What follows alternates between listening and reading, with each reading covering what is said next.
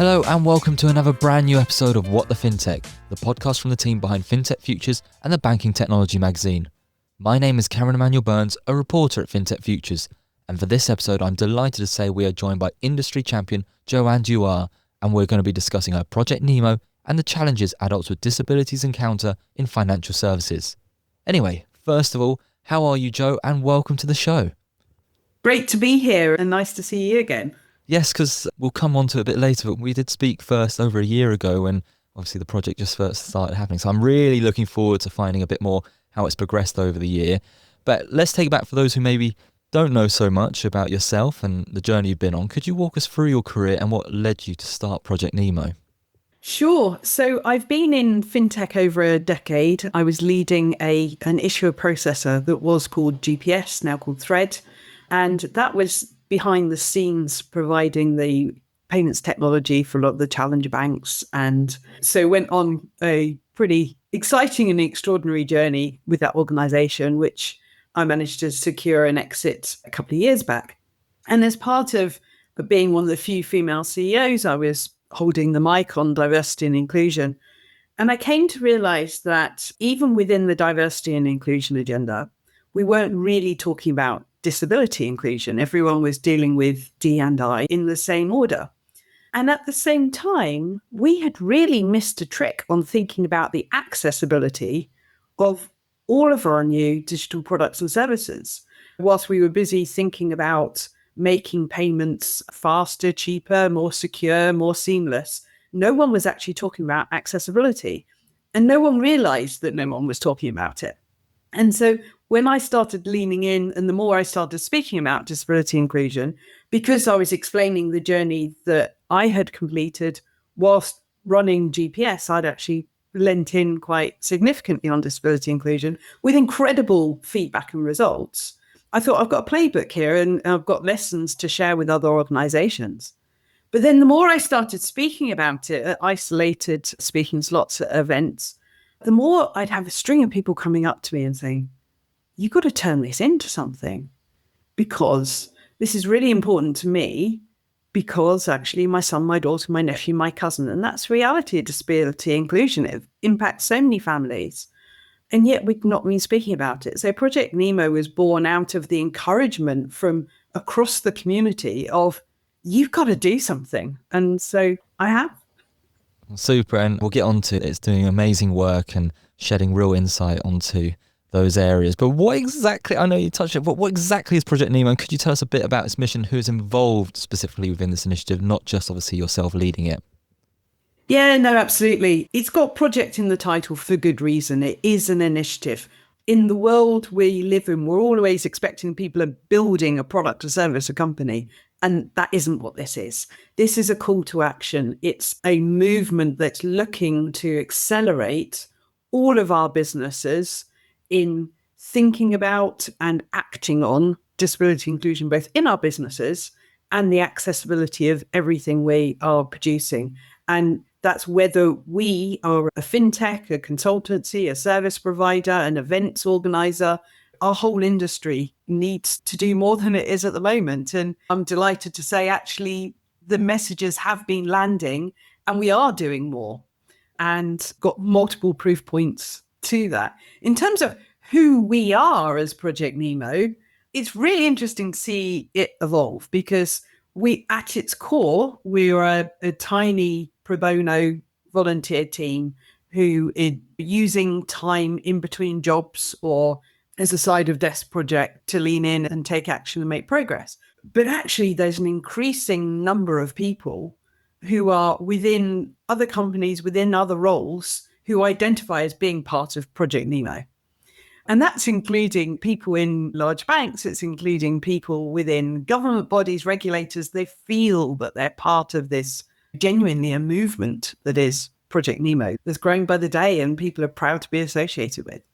Absolutely. And so what kind of brought about this conversation is that you recently published a report highlighting the challenges adults with disabilities encounter in financial services. But what I was really keen to find out is some more of those key findings and how has the industry responded to this research? Yeah, thanks for giving me the opportunity to talk about it. So this was a sub-project. So Project Nemo generally has been about all disability. And there's always an 80/20 rule. And for most disabilities and accessibility, we're not looking to create specific products or services or specific changes. We're just asking to make the existing stuff accessible, because there will never be buy now, pay later for blind people. It's our existing stuff just needs to be made accessible.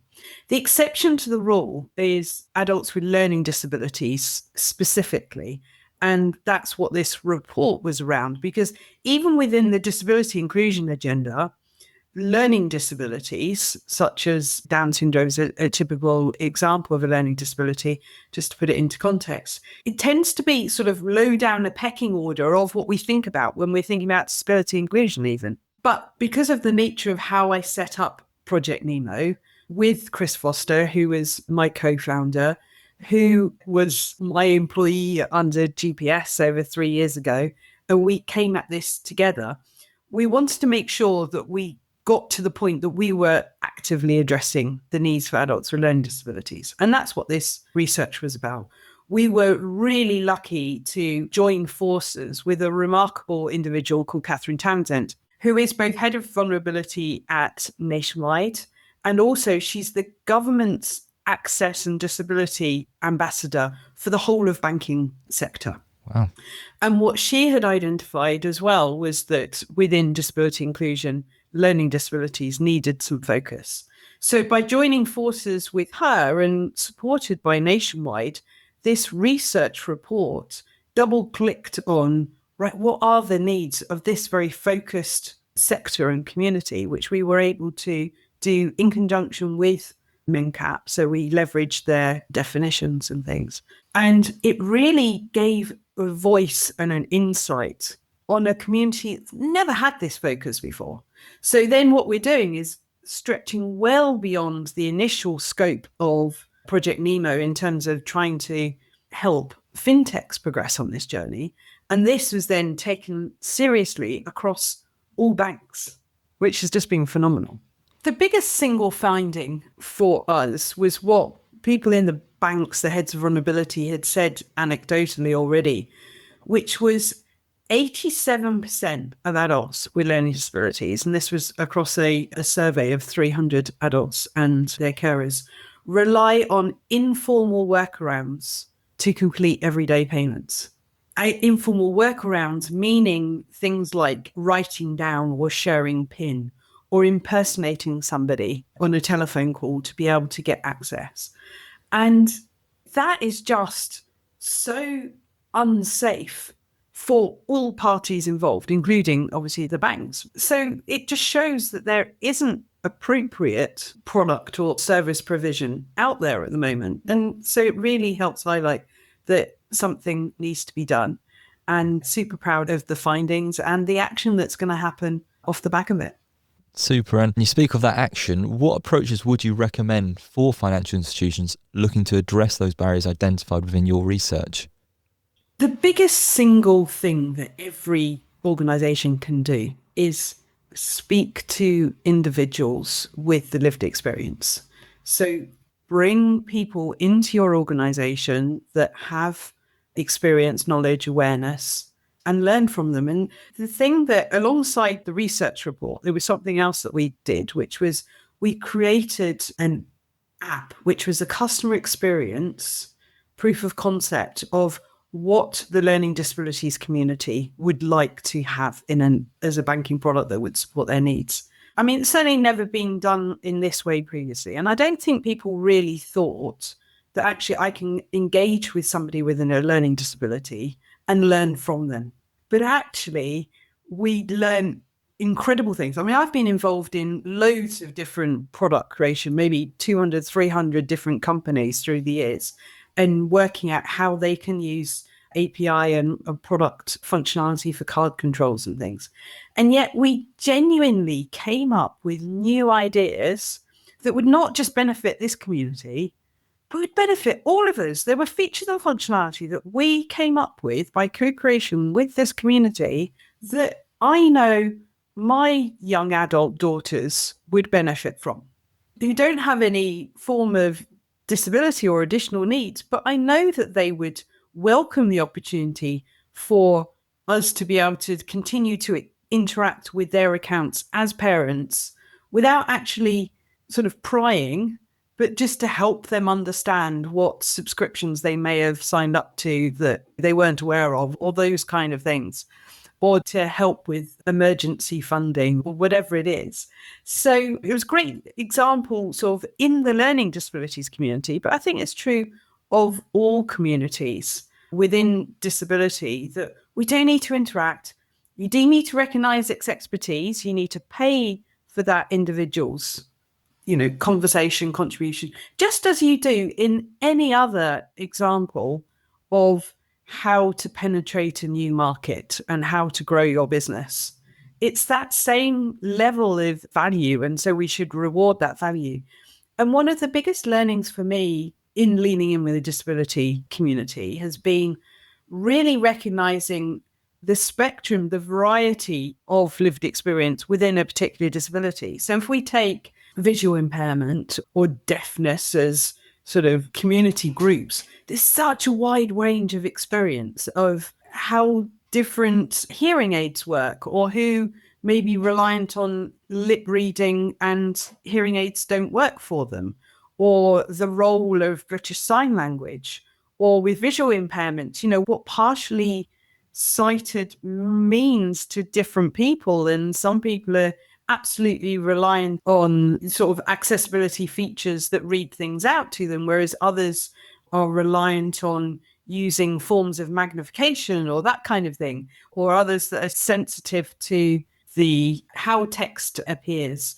There's all sorts of different experiences, and we don't know if we assume. And the more you start to lean in and start learning, actually, it does give you something to attach to, and it encourages you to learn more. And that's what I think with disability inclusion. It's a journey. You just need to encourage people to start going on that journey, and they'll progress on that journey by themselves because it's rich, it's rewarding, and it's super interesting. What you're saying here is super impactful as well. It's really interesting to hear how actually you're totally right. Some of these features that you came up with amongst the community absolutely would be great for all of us, not just serving those who perhaps have a disability. But so moving on, how do you see emerging technologies, I guess particularly AI, influencing the landscape of disability inclusion in financial services? The interesting broad sort of development is that assistive technologies are coming on leaps and bounds. So these are things like there's Be My Eyes that works with Google Glasses, Ray-Bans, and can provide somebody who's visually impaired. AI is helping them understand what's in front of them. So can describe situation, can read the ingredients on a tin, all of this kind of stuff. That's really applicable to financial services as well. So the key thing is whatever the nature of somebody's disability or impairment and what they need to help them work and be able to better interact with the real world, that's coming on leaps and bounds. It's our job within financial services to make sure that our websites, our apps can interact with those assistive technologies. And in many cases, because we have a collective, I'll call it blind spot, with an intended pun, as an industry on the need or the value of these assistive technologies, it's almost like it's as simple as there's a switch in the apps or in the websites that says, enable assistive technologies on or off. We don't understand what they enable. And so our risk and compliance team say, well, we better keep that switched off because we don't know what that might let happen. And so we don't necessarily need to know all the nature of the different assistive technologies or what an individual needs, but we need to be able to understand what we're enabling or disabling. And by definition, as an entire industry, we've erred on the side of caution and disabling by default, which is just blocking our technology out for literally millions of people. So that's the single biggest thing, I think. More broadly, with the direct AI integration within financial services, one of the things we're exploring again for the learning disabilities is what can now be done for proper hyper-personalization. Because one of the reasons it's been really hard to provide a good solution for adults with learning disabilities is there's such a spectrum of capability and of the nature of the support required. But no one knows better what that individual needs than the people that are immediately around them. So the parents, typically for a young adult with Down syndrome or something, it's the parents that will know what that individual's able to do and what they're typically going to be doing in their everyday. So it's the parents that can help with card controls to be able to say, actually, for my son or daughter, a limit of £10 for a day and £5 for a transaction and limiting it to these types of merchant or whatever. They can be way more specific than you can at a bank level. And also you can use the machine learning elements to recognize, well, what are the habits and patterns of this individual to then be able to be really precise on unexpected behavior. And so get a lot better on potential, both fraud controls and for this community, it's about sort of the unexpected behaviors and support for them using the card or account in a way that they're wanting to. Yeah. Well, it's fascinating stuff. As you can imagine, here at FinTech Futures, we're always interested to hear about developing technologies and how it's impacting people's lives. Well, as I touched upon at the beginning of the episode, we did actually first speak just over a year ago now, and I'm really intrigued to hear from you what accomplishments you've had from your first year leading Project Nemo and what you're most proud of amongst those accomplishments. It is creating a movement. And there was something that happened last week. I was on holiday. I was with a Norwegian family and I was speaking to the girl who was 16 years old. And she said, I know about Project Nemo. My teacher's shown me at school. We've had a class that's to do with diversity and inclusion. And we've learned about Project Nemo. I said, Wow. there's no way. That must be a different Project Nemo. And we went back to my apartment and we were looking at films. She said, no, it was this, it was you. And I recognize you and I recognize Chris and I recognize the films. And it was this. I couldn't believe that. I mean, talk about reach. So, I mean, it's just one example, but the impact that we have had and the reach has blown me away. So we were initially looking to nudge and open the door of UK fintech and get the conversation started. And we certainly had the impact of, we've had 54 speaking engagements across every conference you can imagine. You know, most of the list, podcasts, webinars, all various things. 54 in 14 months is a lot. And so we've got the word out there, but we've got the conference organizers themselves to start making changes. So we've been lobbying for having live captions on every screen because there's no reason why not with these things. Every panel that's got a screen behind them, we should be running live captions now. The tech is good enough. And it's not about the 1 in 100 people who has said they have an accessibility need. Actually, how many people in the audience maybe don't have English as first language or will pick up the stats better if they see it written down or take a quick photo of a quote that they'll then use on social media. There is every reason to do these things. And now I think we're starting to get to the tipping point. We've got enough events have committed that other events are starting to look like they're the sort of the laggards by not moving. So it's about raising the bar. It's about having the wheelchair ramp through an award stage. You know, why are we assuming that there'd never be somebody who needed a wheelchair to be able to collect an award? You know, whatever the things are, the movement is definitely happening. And then the big picture stuff that we're getting onto. So I've mentioned already that through this learning disabilities bit, we're then working across banks of all sizes, not just the fintechs. And we created this fantastic collaboration with HSBC that's enabled us to offer free accessibility training to the entire industry on a rolling program. So it's an incredible offering, which we're super proud to have done. We've also got a collaboration with an organization, Eden Chase, who are providing disability confident training.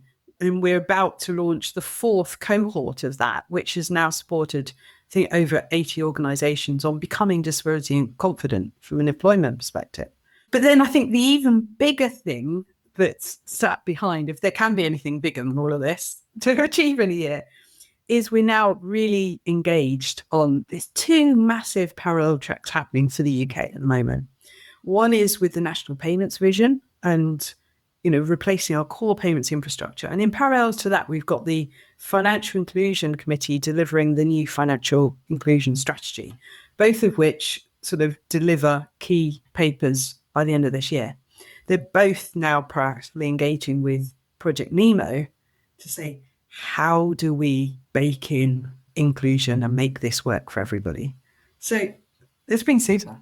Very exciting stuff, and we'll find out potentially a little bit more in just a bit. But on the flip side to that, what's actually been the greatest challenge for you leading Project Nemo? It's a good question because I like a good challenge, so I don't necessarily see it in the way that other people do. I think we've got to the point that the brand has become so well known that people assume there's more resource behind it. And in particular, where we've been to, for example, some of the events we've been to, like Money 2020, Pay 360, and the MPE events, at each of them, we leveraged a relationship with Standout Socks in order to have meaningful conversations. And Standout Socks, I'll bring them here. FinTech loves a good pair of socks, don't they? But the story of Standout Socks, which I'll raise out here, they employ people with Down syndrome and other learning disabilities. And the idea is demonstrating through Project Nemo's association with them that actually even in your merchandising decisions, there are ways to support the disability community. And so we only gave away a pair of socks if we were having a meaningful conversation with someone. And I'm sure you saw lots of photos of LinkedIn of people holding pairs of socks. So it was brilliant as a brand activation thing.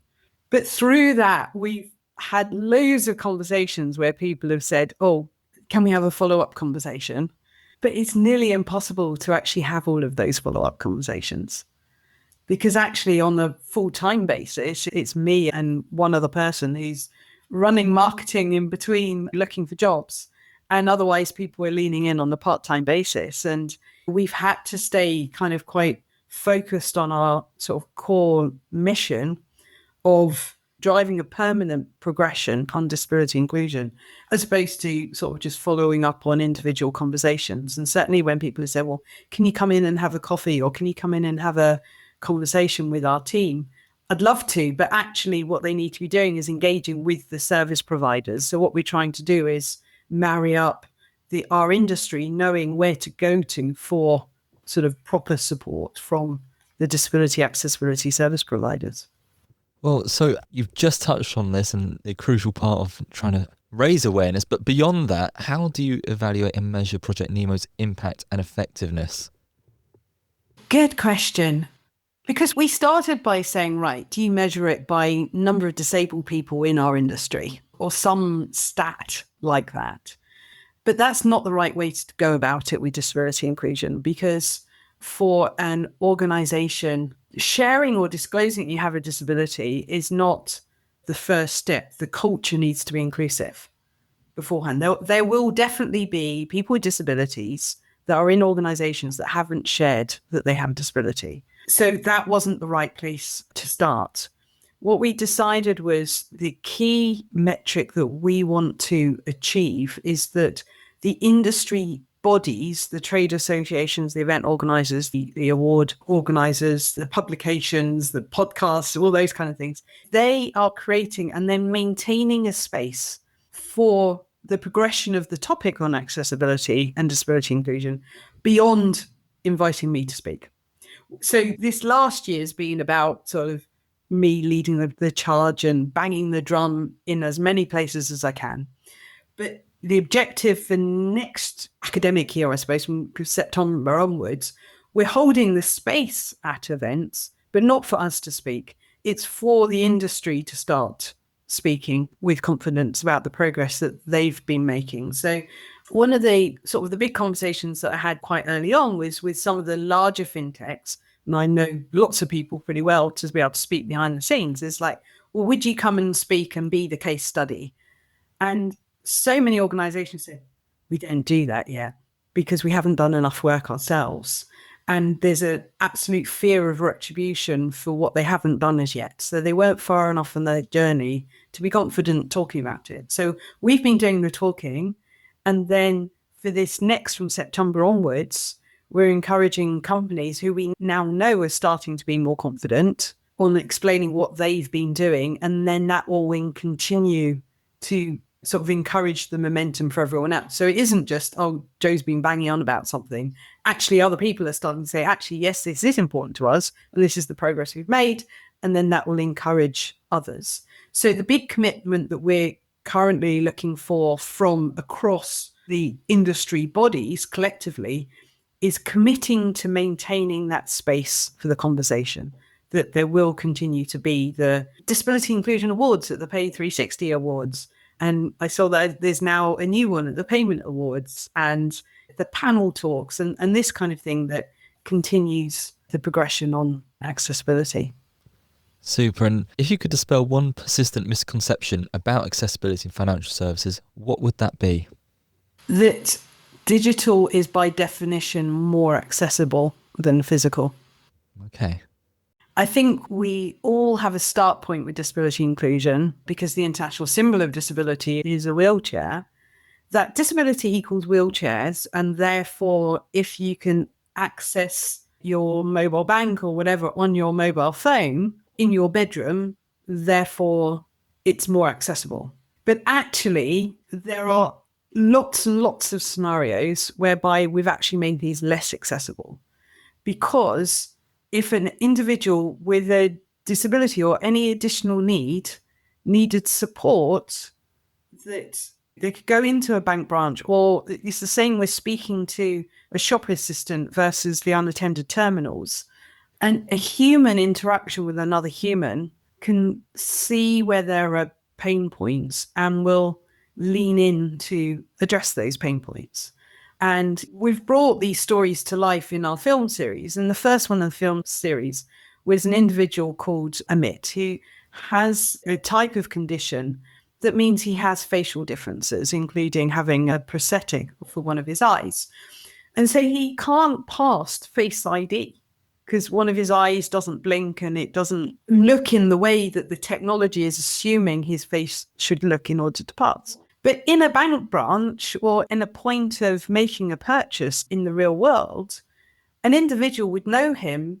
He goes there all the time, and so he's known as Amit, or you'd quickly be able to override the situation and know what somebody needed. Same if somebody didn't, was walking into a store and with some form of paralysis or unable to get a card out of their pocket, you'd be able to ask them if they needed any help, or you'd be able to lean in and help solve the situation. But the rise of so many of our technologies, which on the face of it, we're saying are making things sort of smoother, quicker, certainly cheaper, taking the human out of the loop, they only work if what we in IT terms call the happy path scenario, which is the no additional needs, no complexities.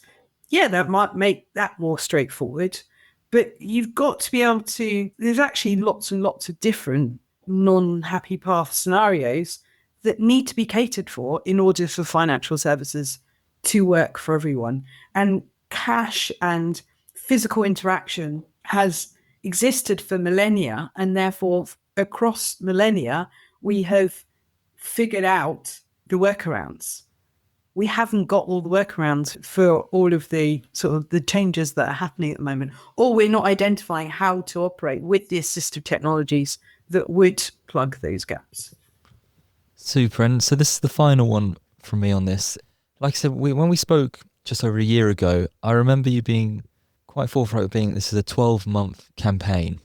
And now look at us now. And you touched on it briefly there, that now you've been obviously the head of this, you've been speaking at all these events and so on. Now you're trying to get the industry players more front and center. But what is next now? You've got this brand exposure. You're talking about your Norwegian friends and the kids around that are all knowing about Project Nemo. What is next for Project Nemo coming up on the horizon?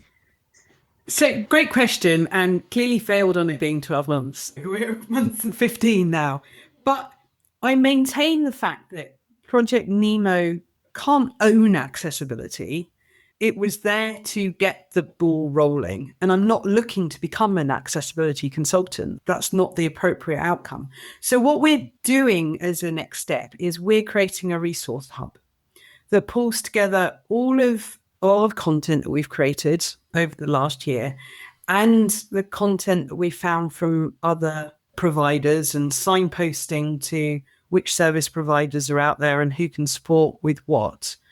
And so that becomes an industry-specific, role-specific resource hub for people to know how to get started. So we're looking to launch that before the end of the year and create the commits across the industry bodies on creating the space ongoing. And that, for me, is the core of delivery of the Project Nemo as a project. What's for me beyond that, who knows? But it's been a absolutely incredibly rewarding journey.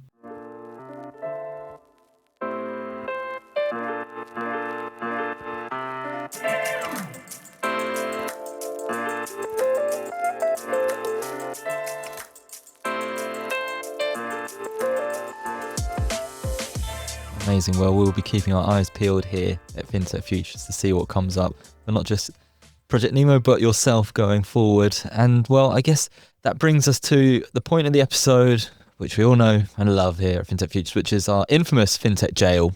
This is where we ask our guests for an industry term, a buzzword or trend that you've seen or simply just heard enough of and want to get rid. Or of course, you can advocate to free one of the previously incarcerated terms. So Joe, what will be your selection this week? And there was quite a list there. I think it's over 30 words already, which made it harder. But the one I wanted to give some thought to was the word legacy. Okay. We speak a lot about legacy in a negative way, as in legacy infrastructure, the legacy technologies. It's the old stuff that needs ripping out and replacing. And it's holding people back. But I'd love to reflect on how legacy should be sort of reclaimed as a word going forwards, because it's about what legacy are you creating? What change are you going to make for the industry that is permanent as a change? And so I'd like to, instead of sort of chucking the word out, it's reframing the word to say, actually, let's reclaim the word and look to create a legacy impact in a positive way that isn't looked on in the future as something that's backwards, but it's actually, this is what we've done to move the dial. Because we talk quite a lot about fintech being in its infancy still. We are right at the beginning still of where it will be in 100, 1,000 years. And so a small course correction now can make a huge difference for the long term. So that's what I'd like to reflect on. I think that's a super answer, and it's really fitting for what we've been speaking about in this episode. And yeah, I've loved our chat, Joe. It's been so great to see what you've been able to achieve over this year. And yeah, like I say, we'll be keeping a lookout and seeing what other informative updates you bring to the industry, and you're doing such great work, and we here at FinTech Futures are just only too happy to highlight it. Brilliant. Well, we'll let you know when our resource hub's coming out, and hopefully we'll be able to do something about that. Super. Thank you very much. All good. Thanks. Well, that's all we have time for this week. Thank you so much to Joe for joining me. As for FinTech Futures, you can find us online at fintechfutures.com, and be sure to follow us on LinkedIn to keep up to date on the latest fintech news. If you like this podcast, you can subscribe on Apple Podcasts, Spotify, SoundCloud, or your favourite podcast service to get notified about all our future episodes. Thanks as well to Arama for editing this podcast. You can check them out at arama.tv. And as always, thank you to everyone for your support, and we'll see you on another episode of What the FinTech. But until then, goodbye.